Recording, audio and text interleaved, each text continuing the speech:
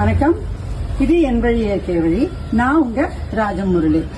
மலர்கள் அப்படிங்கறதுல அழகுல செம்பருத்தி பூவை உங்க எல்லாருக்குமே தெரியும். அது என்னதுக்கெல்லாம் உபயோகப்படுத்தலாம் அப்படிங்கிறது.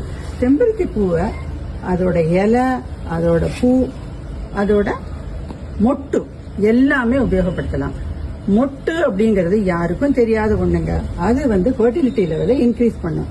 சோ நீங்க செம்பருத்தி செடிய உங்க வீட்டுல வாங்கி வச்சுக்கோங்க.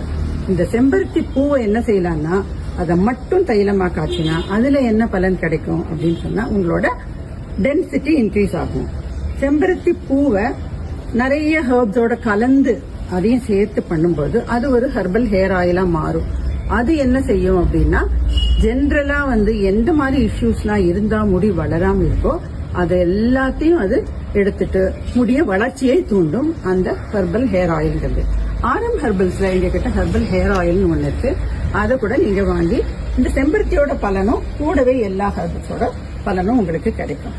செம்பருத்தி அப்படிங்கிறது it is a gift of growth.